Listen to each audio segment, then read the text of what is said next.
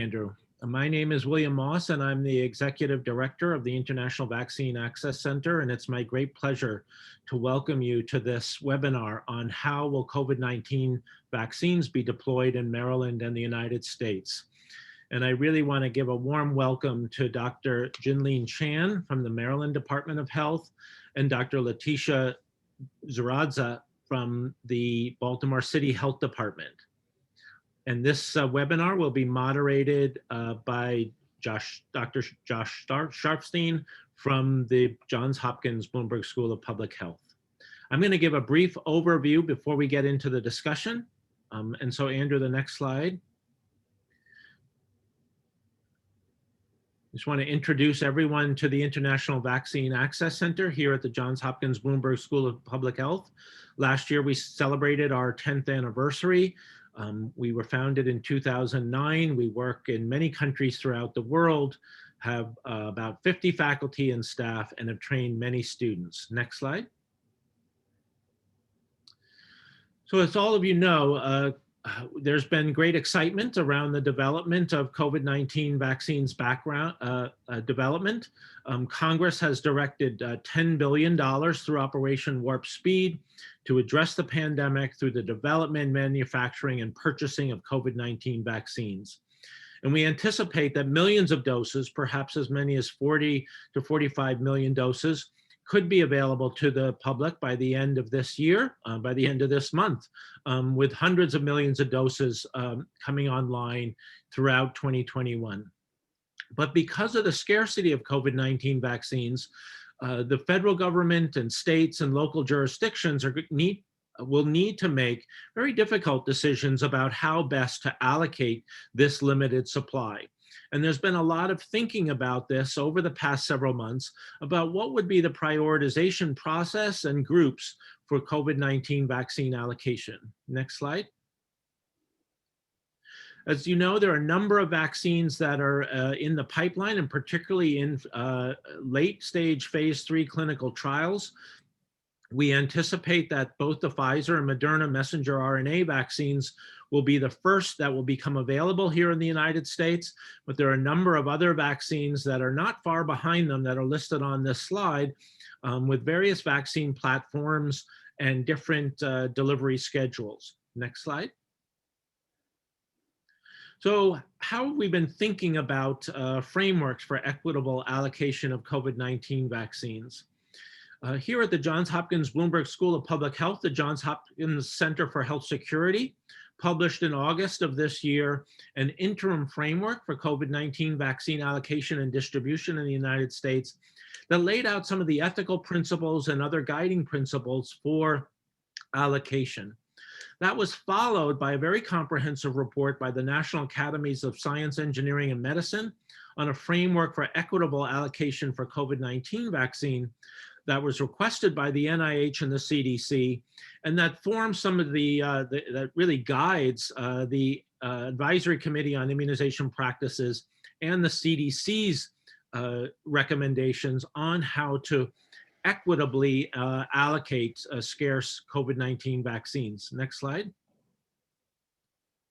So the National Academies framework was guided by a broad overarching goal to reduce severe morbidity and mortality and the negative societal impact due to the transmission of SARS coronavirus 2, and we'll get into some of the details of this, and also guided by several ethical principles: maximum benefit, equal concern, and mitigation of health inequities. And all of this thinking around the allocation of scarce COVID-19 vaccines is really guided by these underlying ethical and procedural principles. But no doubt that difficult decisions will need to be made. Next slide. So according to the National Academies, this should be done in a phased manner, and they deliberately use the term phases rather than tiers to indicate the temporal process here, that we will eventually get to a place here in the United States and hopefully sooner rather than later globally, where everyone who desires or should have a COVID-19 vaccine is able to get one. But this phase 1 really highlights some of the high priority groups, and we'll talk more about this, including high-risk healthcare workers or healthcare personnel and individuals, older adults living in long-term care facilities. Next slide. So the next steps are that the Food and Drug Administration will hold a meeting of the Vaccines and Related Biological Products Advisory Committee on December 10th to discuss the emergency use authorization application submitted by Pfizer for their messenger RNA vaccine. And then a week later, there'll be another meeting on December 17th to discuss the Moderna mRNA application for emergency use authorization. We expect that shortly after these meetings held by the FDA, the Advisory Committee on Immunization Practices will also weigh in on their recommendations, and then the CDC will issue federal guidelines on COVID-19 vaccine allocation. But as I alluded to earlier, the real hard decisions are going to come down to the state and local jurisdictions, and that's what we want to talk about with our experts today. So I'll turn this over to Dr. Josh Sharfstein to moderate this webinar. Thanks so much, Dr. Moss. It's great to be here, and it is great to be with two fantastic public health leaders in Maryland, Dr. Jinling Chan, who is the Deputy Secretary for Public Health at the State Health Department, and Dr. Letitia Jaraza, who's the Baltimore City Health Commissioner. I'm gonna start with a couple basic questions, and then we'll also cover a bunch of questions that you can put in if you use the Q&A. So maybe I'll start with you, Dr. Chan. This is a big job, and let me just say both Dr. Chan and Dr. Jaraza have very difficult, challenging jobs that they have been working very hard through the whole pandemic on behalf of public health. And I just want to, before I even ask you the first question, just express our appreciation for everything that you all and your teams have done. Dr. Chan, what's on your mind when it comes to the vaccine? It could be pretty, if the vaccine checks out, if FDA endorses it, it's going to be over to you at first in the state. What are the key things on your mind right now? And I think you'll have to unmute. I think that's been the constant mantra with these meetings, but thank you. And so thank you, Josh. Thank you, Dr. Moss and Dr. Jaraza. Really appreciate being here with everyone this morning to talk about this really critical topic that is top of mind for everybody right now. And, you know, we have all been working hard over the last 9-10 months, preparing for this eventuality that's coming, as Dr. Moss just reviewed. And, you know, so a lot of the foundation that we're building on right now for the distribution allocation of vaccine, of COVID-19 vaccine, it, you know, has been built on, you know, many, many years of planning, you know, at the local health and at the state health levels. So that we have a plan to be able to allocate. But of course, flu vaccine, as we experienced in H1N1, is different than the situation that we're in now. And so there are nuances to this particular vaccine, and really it's not a single vaccine, it's a group of different types of vaccines that all have a single endpoint, which is to induce protection against COVID-19 disease. And so making sure that we at the state level and all of our healthcare providers, local health departments have a good solid understanding of what these vaccines are, because ultimately at the end of the day, and I will quote Dr. Butler at CDC, that vaccines do not work to protect people, vaccinations do. And so vaccinations is really much predicated on people feeling that they are informed, that they understand the safety and efficacy will work for them and protect them and their families. And so those are probably the top of mind issues for me to make sure is emphasized and is communicated well to the public. Great, thank you. Let me just follow up with one question. If the vaccine is authorized this week, what can Marylanders expect to see happen after that? So, you know, what we're looking at right now with the ACIP recommendations from last week, where they said 1A should really focus on healthcare providers and residents of nursing home and other long-term care facilities. That's what we're balancing right now, is understanding where our first allocations will go, because even among healthcare workers, some of the initial allocations in the first few weeks, you know, we have, you know. Right, it won't be enough for all the healthcare workers, for exactly. example. And so looking at and balancing balancing then, risk. And so initially it will be about, what's the risk for health for individuals, and also with healthcare workers who are caring for those high-risk individuals. And then hand in hand is protecting our healthcare infrastructure. So those are some of the strong considerations that we're putting in place right now to determine how we'll allocate our initial doses. Great. So Dr. Draza, I'll turn to you. Huge responsibility you have here in the city. You have done a phenomenal job during this crisis, creating a public-private partnership, opening mobile testing sites, so many different things. And now it's the next big challenge. How do you size up that challenge with the vaccine? Yeah, thanks, Dr. Sharfstein. And again, I'm honored to be on a panel with such esteemed panelists. And I think, some of what Dr. Chan, I would echo some of the same things, right? I recognize that one of the largest challenges is going to be around education. For our populations, especially those that are highest risk and most in need of the vaccine. And so from day one, with our planning for our flu vaccine strategy, we've wanted to take lessons learned from the launch of that strategy back in August and apply them to how we plan on dissemination for this vaccine. As Dr. Chan mentioned, in the first phase, there will be very limited doses. So we'll work with the state to determine priorities and sub-prioritization groups among healthcare workers and among long-term care facilities. But we need to already be doing the work and laying the foundation of education for those highest risk groups for when the vaccine does become available in coming weeks to months. Got it. I want to ask you, Dr. Moss, a question now, which is, what is the FDA actually doing? What do you expect to see at this meeting this week? Yes, so this is a really important issue for the public to understand, because some people may think that this process has taken longer than it should. But what the FDA is doing is their experts, their scientific experts, are reviewing all of the data that have been submitted by Pfizer from their clinical trials and by Moderna from their clinical trials. And they're really making sure that no stone goes left unturned in terms of evaluating the safety and the efficacy of these vaccines. If the press releases, which actually come from reviews by the independent data and safety monitoring boards for each of these clinical trials, phase 3 trials, if those are accurate, and we have really no reason to doubt that they are, what I anticipate is that the very careful, rigorous review by the FDA will lead us to believe that these vaccines are both safe, certainly in the short term, and highly efficacious, and that will be moving forward with an emergency use authorization. That's what I expect. Got it. So let's talk about some of the issues that will come up if that happens. And I think Dr. Draza said it well. You're not just thinking about the first few healthcare workers that are going to get vaccinated with the first few doses. You're thinking about how do we build a broadly supported vaccine program. And so having people have confidence in the safety and effectiveness of the vaccine is very important.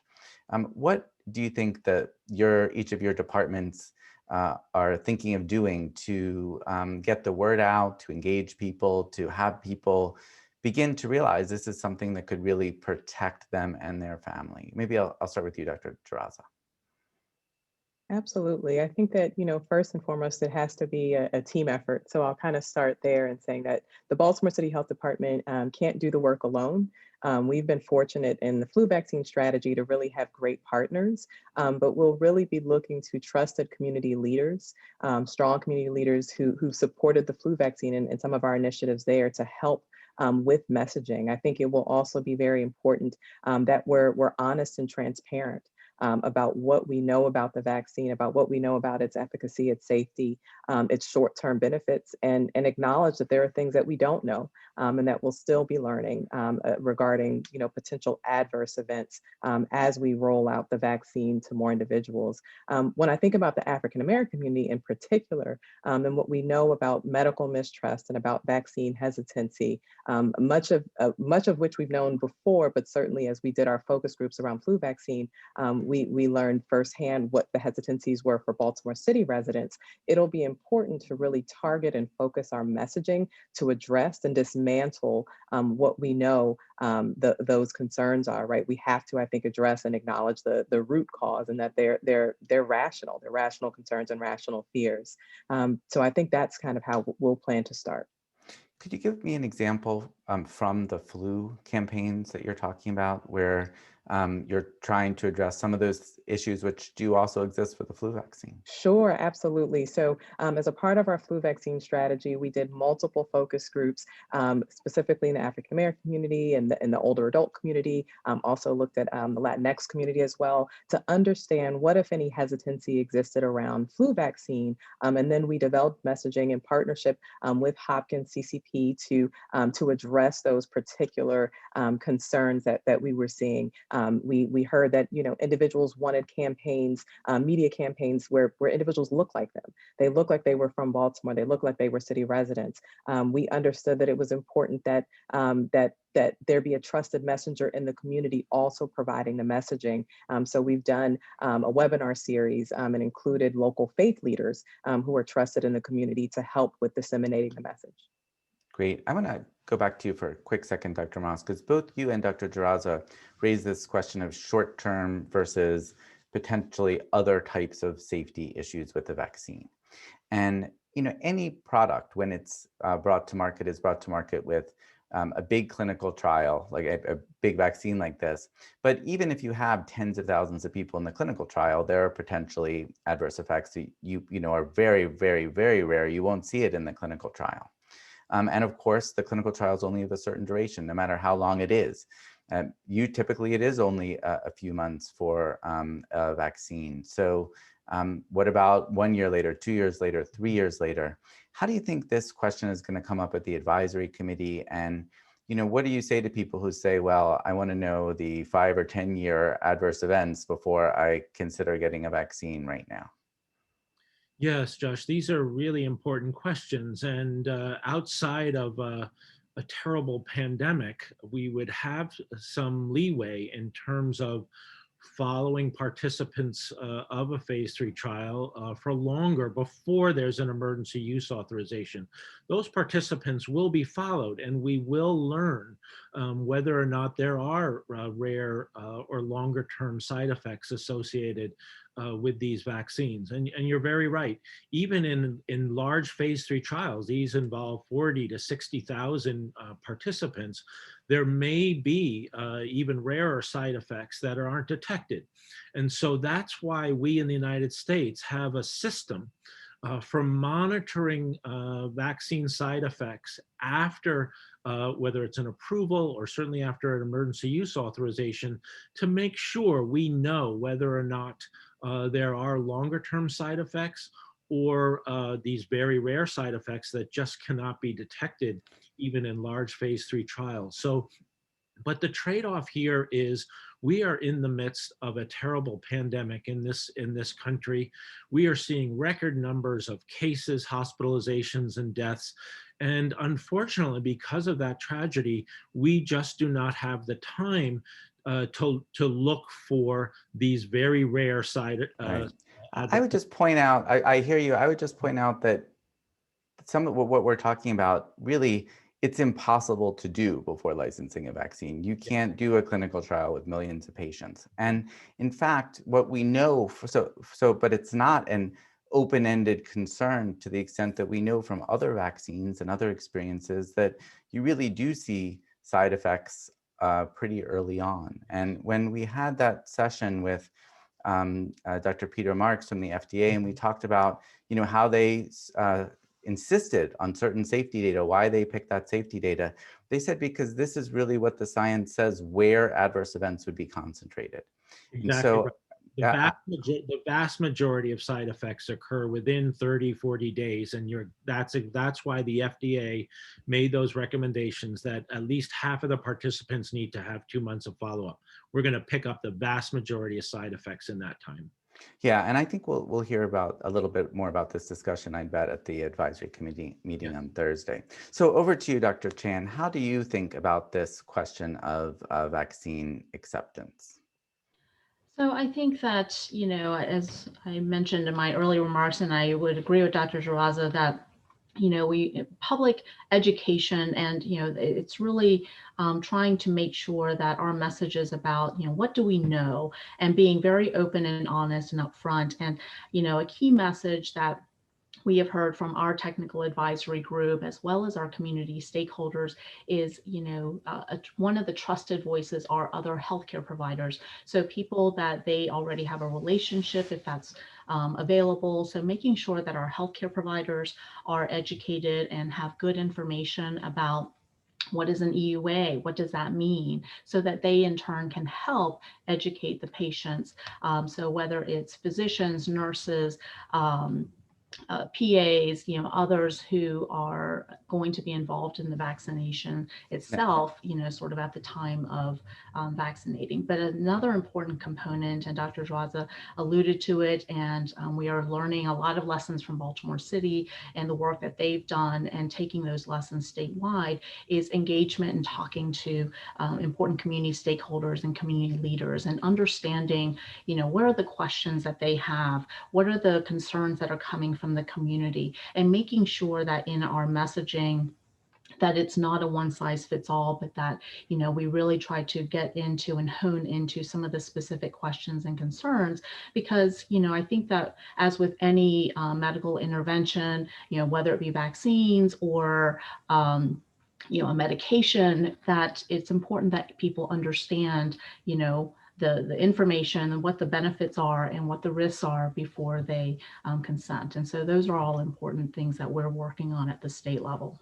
Now, I'm still a licensed physician in Maryland, and I get these emails alerting me to all kinds of aspects of the coronavirus from the state health department. Will you be using that kind of pathway to keep physicians, for example, in the state of Maryland updated about the vaccine campaign, Dr. Chan? Yes, I mean, there's a lot of different avenues that we have to reach physicians. So we work through our networks, through hospitals, through our direct clinician outreach that not only includes physicians, but nurse practitioners and dentists and, a number of other clinicians throughout the state. We work with many of our professional associations as well and coordinate with them, whether it's the Maryland Nurses Association and, MedChi and others as well. So those are all critical partners for us as we roll out information on the healthcare side. Now, I understand you have some different kinds of advisory committees helping you think about these challenges. Is that true? Could you tell us a little bit about that? Yeah, so, and they're fairly informal. What we asked is, for individuals who have different levels of expertise, because, while we feel that at the health department, we have a lot of great individuals working at the health department who are very well versed in public health and epidemiology, we are not necessarily vaccine researchers ourselves, and trying to engage people who are at some of our major academic institutions, including Morgan State, University of Maryland, Hopkins, and others, has been really helpful for us to gain an insight into both the vaccine approval and research process, but also into some of the work that many of the individuals, for example, at the IVAC and the Center for Health Security and the School of Public Health at University have done in terms of, outreach and messaging to communities, and how do we actually address, or, what are ways to potentially address vaccine hesitancy and concerns and questions. And so taking that information back is really critical for us to take those expert advice and incorporate it into whether it's our marketing campaign or some of our messaging, or even helping to direct some of the work that we're doing in terms of making sure that healthcare providers are educated. Got it. And Dr. Jaraza, I know you have been keeping your ear to the ground on COVID messaging.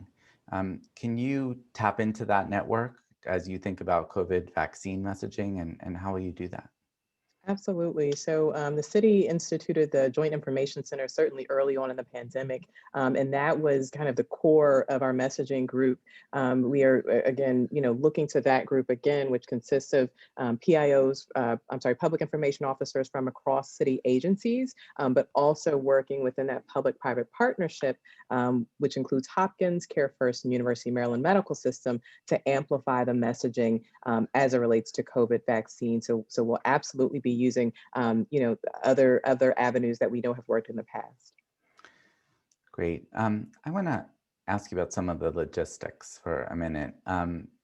If it's a hospital vaccinating its employees, I'm imagining the hospital will take care of the logistics. They'll figure out how to get their employees, they'll get them together, they'll give them the vaccine and track it. Nursing homes, there is a federal contract for, I think, some pharmacies to go out to nursing homes.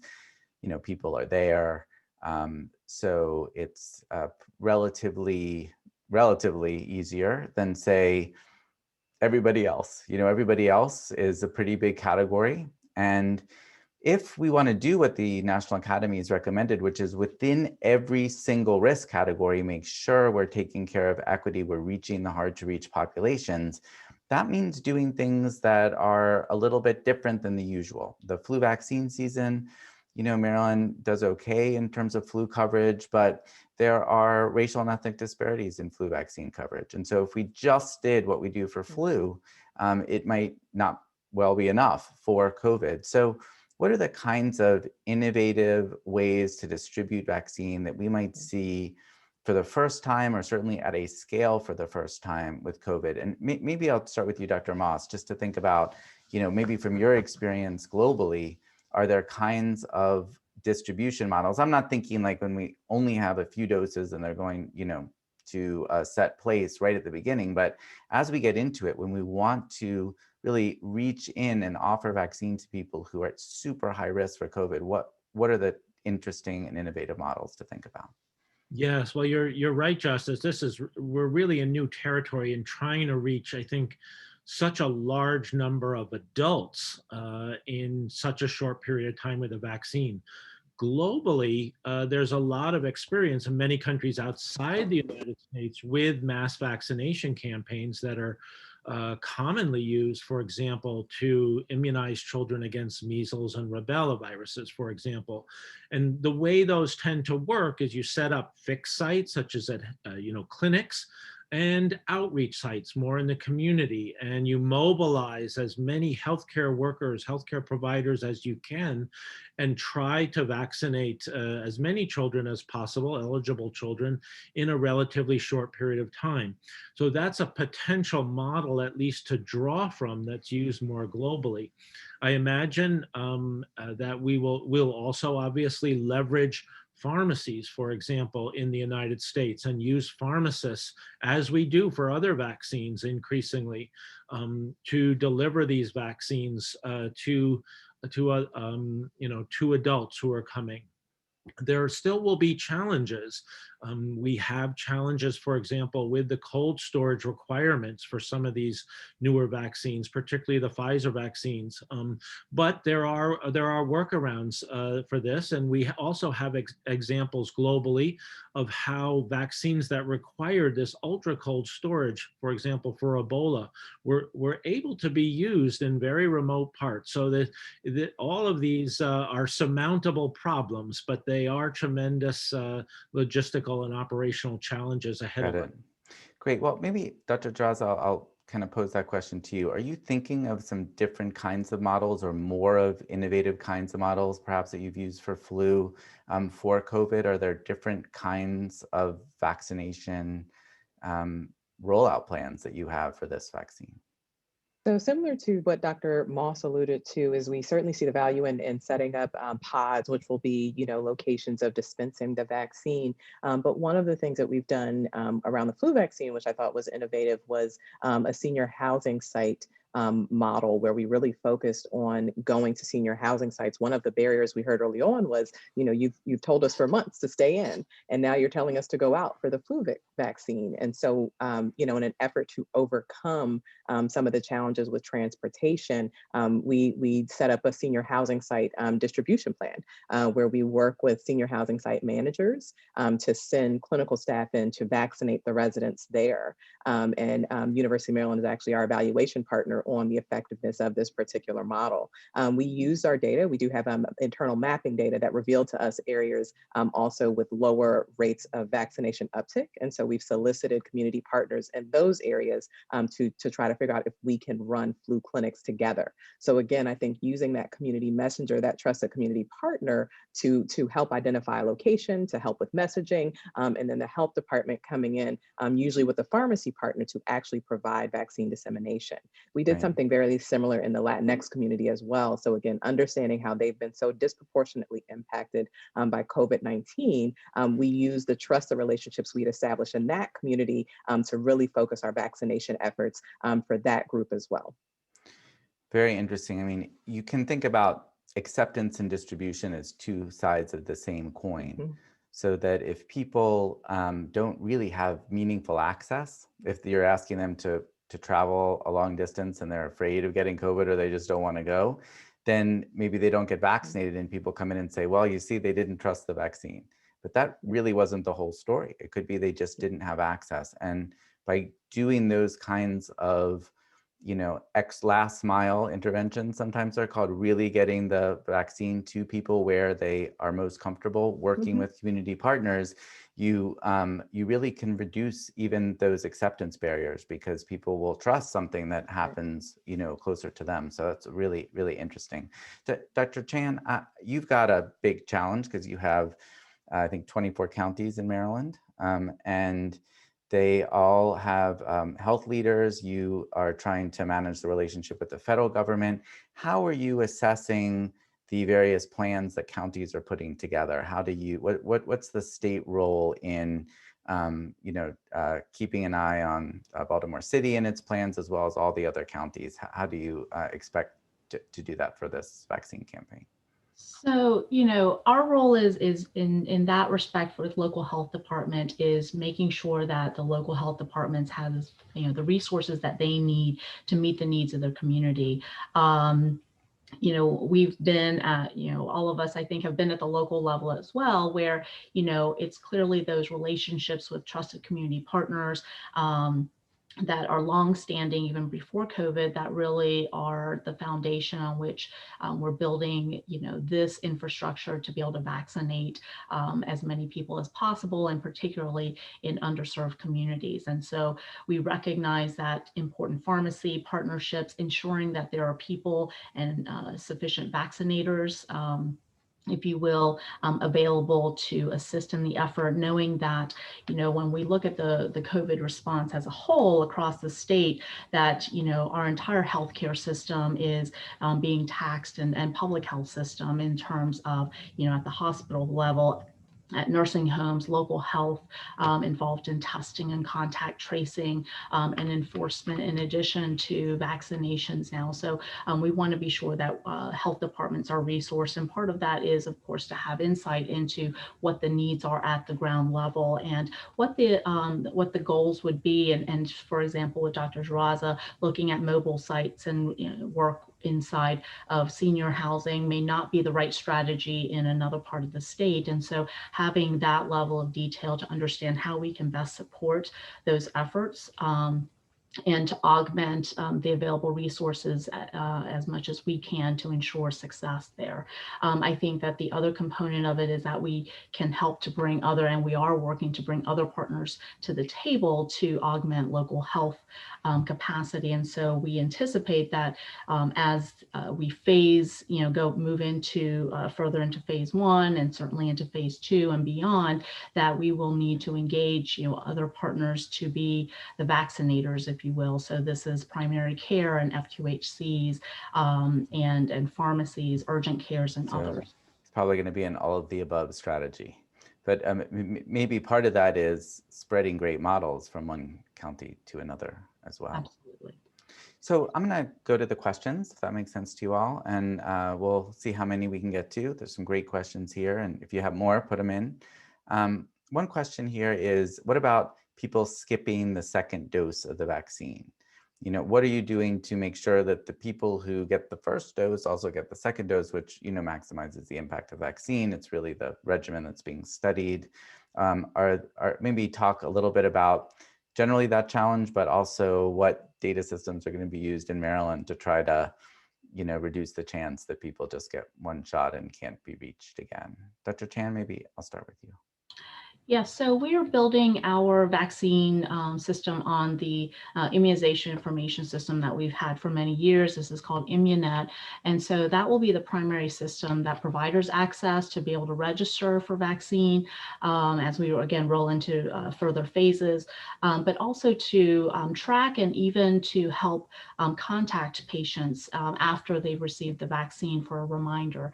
As people alluded to earlier, in certain settings like hospitals or nursing homes or others, it'll be easier to find those individuals, so staff and residents after the first dose.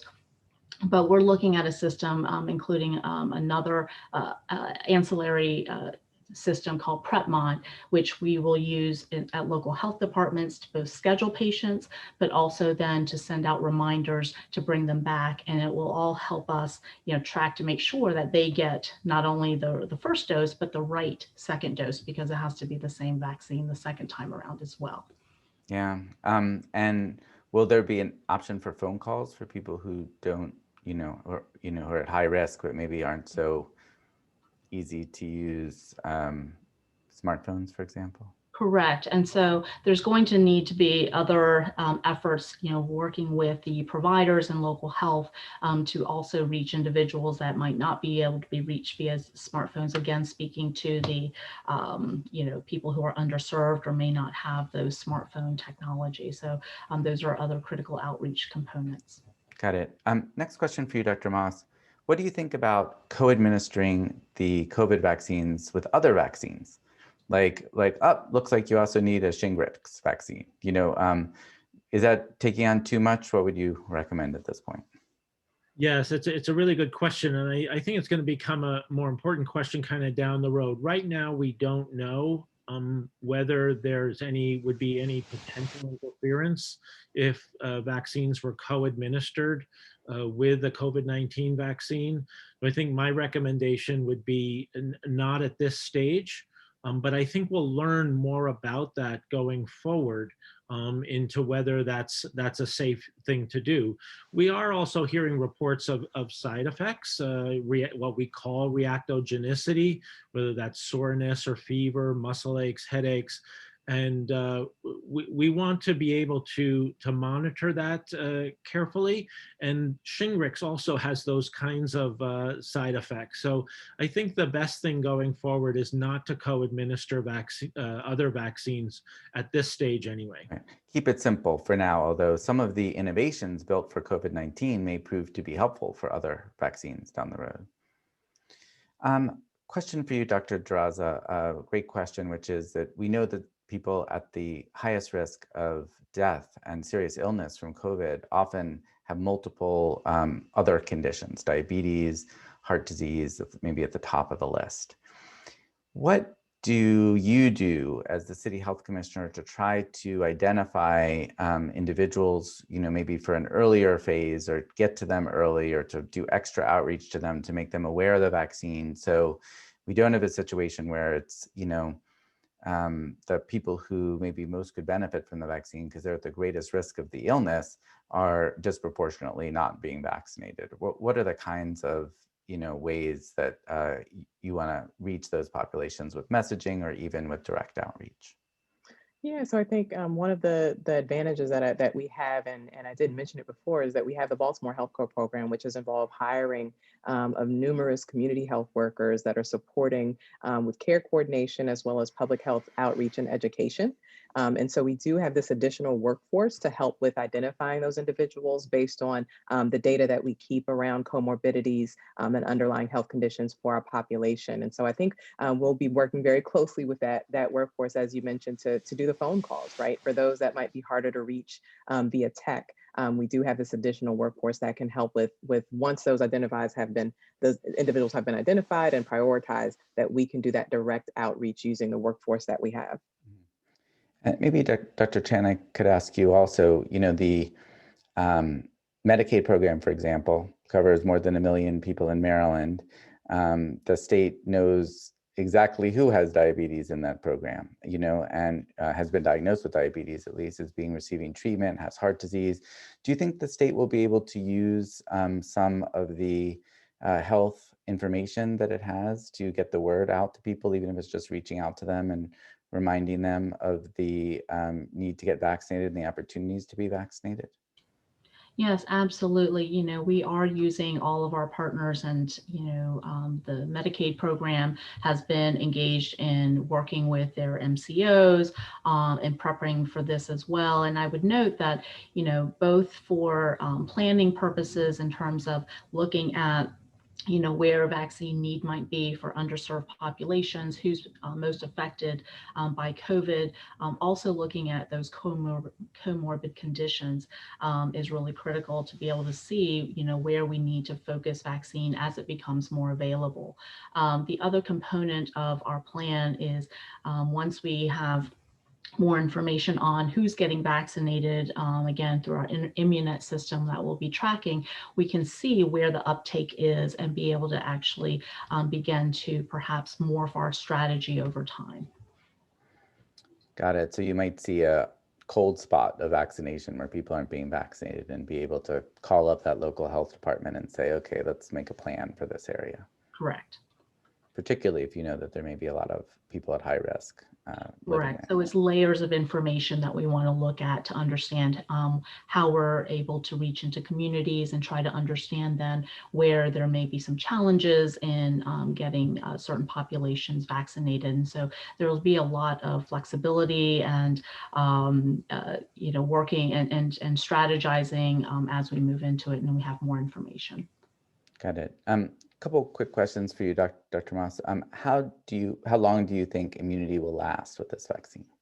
Yes, it's a really important question, Josh. And the short answer is we do not know yet how long the immunity will last, and that we'll learn that over time as the vaccinated individuals are followed. Just based on prior experience with vaccines, I think we could anticipate that immunity is going to last several years, if not longer. These are novel, at least the messenger RNA vaccines are a novel vaccine platform. But I just, my guess is that this isn't going to be a vaccine that we're going to need to give, every year like a flu vaccine. I think we're going to see longer term immunity with this, but it remains an important unanswered question. Related to that is this question of, will a vaccine give as much, less, or more immunity than being sick with COVID? Now, I think before I let you answer this question, just point out that there are different levels of being sick with COVID, different levels of antibody responses people get and immune responses. So how do you think about that question between a vaccine and the infection itself, given the variability of the response? Right. And this too is a very important question. It also is sometimes framed, if someone had COVID-19, should they get the vaccine? And the general recommendations now are yes. You're exactly right, Josh, that we have seen different levels of immune responses or antibody responses depending on the severity of the disease. So people who have asymptomatic or very mild infections tend not to have as strong an antibody response as people who have been sicker, and we certainly don't want that. I think there's some potential. Well, let me say, in general, natural immunity can be, induce a stronger antibody response from vaccines, but that's not true for all vaccines. And particularly with this strategy with the messenger RNA vaccines, it's called a prime boost strategy, where you prime the immune system and then boost the immune response with the second dose. And it's possible that that's going to confer longer duration of protection, better protection than certainly a mild infection with COVID-19. Got it. Okay, one more question for you. And then I've got some good questions for our public health leaders here, which is, it's taking a few extra days here for this review to happen in the United States compared to the United Kingdom. Why is that? Yes, and Josh, you're probably a good one to answer this question too, with your experience with the FDA. But my understanding is that the FDA scientists really go into detail in analyzing all of the raw data that are provided to them by the vaccine manufacturers, in this case, Pfizer and Moderna. And that's what takes the time. And I think that's time well spent in terms of really understanding the raw data from the trials. My understanding, although I haven't been involved in the UK process, is that they're regulators, and I don't want to cast doubt on the rigor and validity of their assessments, but they may rely a little bit more on the analyses that have been conducted by the pharmaceutical companies rather than really going into detail. But I think both groups are really making the best judgment with the evidence that they have. Yeah, I think it has to do both with that analysis of the raw data, but also about the FDA's current commitment to transparency, bringing in independent experts pretty early on.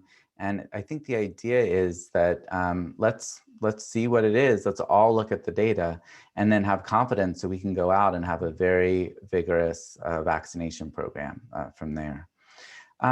Okay, so a question that I'm saving here is a very good question. It's a difficult question, has to do with politics. And the question is, we've seen a lot of the response get twisted in different, or tossed, maybe I should say, in different ways because on the winds of politics, let's say, like mask wearing, for example, has gotten crossed with different political views, maybe not as much in Maryland as in other states, but certainly to an extent in Maryland.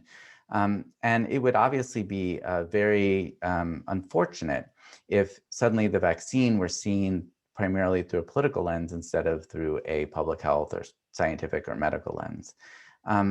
How do you all think about that challenge? And are there ways that public health officials can take, or advice you give to your elected officials to kind of keep this important challenge of saving lives out of the realm of political interference? I don't know, maybe Dr. Chan, I'll give you that very hard question first. Thank you. As you alluded, I think we've been very fortunate here in Maryland to have a leader and a governor and his office and team who've been really laser focused on protecting Maryland lives. And that really has been first and foremost in his messaging, not only to the public, but to us at the health department. And so, trying to keep that separate. Now, obviously there's a lot of overlap, and, as we hear some of the national rhetoric and, all of that has impacts on all of us. But, again, he has an advisory group of independent experts as well that has been advising him throughout the pandemic and our collective response. And it's really helped to shape the direction that Maryland has taken, some of the areas of focus in terms of testing, in terms of contact tracing, et cetera. And as we roll out with vaccine in the coming weeks and months, I don't see that as any different. And so I think it's really important to have that open line of communication with our political leaders. And it's really fortunate here in Maryland that we have some very, very common goals, and I think our messaging has been very, very tight and together in that way. So it's not always the case in other states, and I recognize that. And but again, I think our common focus is we got to save lives, and this is an important tool for us. Got it. I know you have the support of the legislature. In some other states, the legislature and the governor are not very much on the same page at all. Dr. Duraza, any considerations for Baltimore City? Yeah, I mean, I definitely agree with a lot of what Dr. Chan mentioned. I mean, it'll be very important to communicate early and often. Again, going back to sharing and being transparent about what we know and what we don't know, I think some of the mixed messaging and certain things got politicized. At least a lot of the feedback that I heard was, well, this message changed, right? We were initially told not to wear masks, and then we were told to wear masks. And so I often still give the disclaimer that we're still learning about the virus itself, and we're still learning about the vaccine. And we want to be as upfront and as transparent as possible about safety and efficacy, about what we know and what we don't know. And to Dr. Chan's point, our goal is ultimately to save lives. And this is just another tool in our arsenal to do that, along with all of the other public health interventions that we've implemented and recommended. Got it. There's a question, do you recommend holiday gifts of festive masks? Does that make a sense? Should people be giving each other cool masks to wear over the holidays? It might be on my list for some people. So Very good. As long as they're, sent by mail and not given in a big indoor party, I guess. correct. There's a question about who are the trusted voices that can help people feel comfortable about getting a vaccination. Is it celebrities? Is it people who, look like me? By me, I don't mean me personally, but I mean, from everyone's perspective, is it people who look like me? What are the best ways to help people get their questions answered, but also feel comfortable? Maybe Dr. Moss, I don't know if you, from your experience in global vaccination campaigns, if it's the prime minister getting vaccinated on TV, does then everyone go out and get vaccinated, or is it more complicated than that? It's a little more complicated than that, Josh, although I think that helps, having the political leadership in a photo op, get vaccinated. And we've heard that some of the former presidents may do that, but it is much more complex than that. And obviously, Dr. Chan and Dr. Jurasa can speak to this in the Maryland and Baltimore City context, but it's the influencers. And we often talk globally about vaccine champions. Who are the people who are really going to influence the decision making? And that can be, it varies by context and by population, but that can be sports figures, celebrity figures, religious leaders, community leaders. But it's very important that happen, I think. And I think we really need to begin those efforts now here in the United States to get people speaking out on behalf of these vaccines, and that they're going to be really important for saving lives and moving us back to a more normal lifestyle here. If I could add to that, I think that it's also important to point out that there are sources of misinformation. And so to make sure that as we're all working with trusted community leaders, partners that we've had for years, in many cases, our political leadership as well is really critical, but cautioning individuals to make sure to try to go to trusted sources, and because there is a lot of misinformation about vaccines in general, and I'm sure about COVID vaccine in particular as well out there. Got it. Dr. Jurasa, anything you want to add on that question? Who are your ideal kind of messengers around vaccines? I think Dr. Moss hit the nail on the head. I mean, we found that it varies for varying groups. So for younger adults, we work with a pastor that has a large millennial following on his Instagram page, recognizing that they might want their information in shorter tidbits, as opposed to maybe longer videos. Say hour-long webinars, just as an example. Yeah. I'm sure there are some millennials watching this too, but we found that was helpful in that community. Likewise, with older adults, we've worked with our Commission on Aging to understand the needs in that population, and have done again multiple focus groups even in the Latinx community to understand what specific messaging was important, or what things were important for that community to know. Got it. Want to maybe end with a couple questions about kids. First question, these vaccines have not been studied in kids yet. Is that going to happen? What's the timetable for vaccinating kids? Dr. Moss, any Yes, I'll start on that. It's a very commonly asked question and a very important one because we want, as public health officials, do whatever we can to get our children back in schools, which is so critical for their development. So as many people may know, both Pfizer and Moderna have begun studying the vaccine in children as young as 12 years of age. And this is a very typical process. There's nothing unusual here in terms of the process of studying whether it's a drug or a new vaccine in children.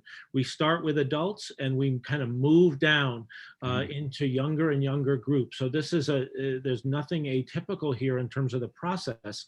And what I think what we'll see is that going forward into 2021, we'll see studies of these vaccines in younger and younger children.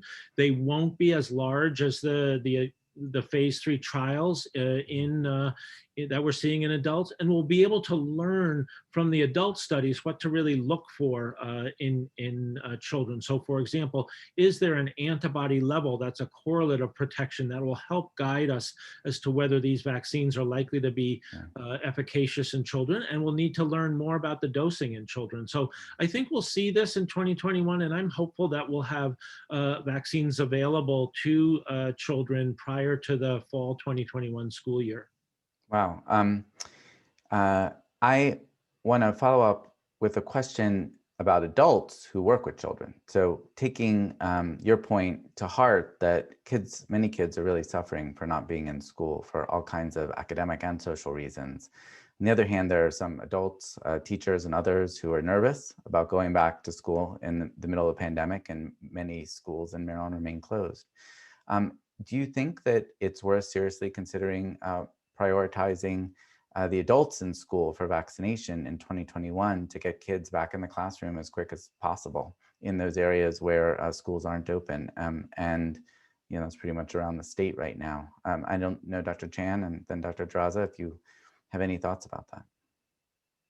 Yeah, so, with the first phase, what CDC and others have indicated are the highest priority are those, as we mentioned, who are at highest risk of complications from disease and the workers who care for them. And so that healthcare infrastructure, very shortly on the heels of that, as we morph into and phase into phase 2, are those critical infrastructure and essential workers. And first among those, for consideration is teachers and education. And so we know what the impact has been educationally on children, and we know that that's an important group. Dr. Draza, I know you've been of enormous support to the school system in Baltimore as it's thinking through these really difficult trade-offs. Any thoughts about this one? I think to your point, teachers are so critical to being able to educate our students, especially as we think about the disparities that exist in education among city schools. And so, when we get to the phase where we'll be implementing vaccination for teachers, we'll work very closely with city schools who we have a great partnership with to make sure that we're able to distribute it equitably and quickly. Great. Well, I want to thank you all for this really interesting and timely discussion. This is moving from the realm of the theoretical to the realm of the reality that we live in very, very quickly, most likely over the next few days. And I think you've given people a really great sense of what to expect and the key challenges that lie ahead. Dr. Moss, as the convener of this, any final words?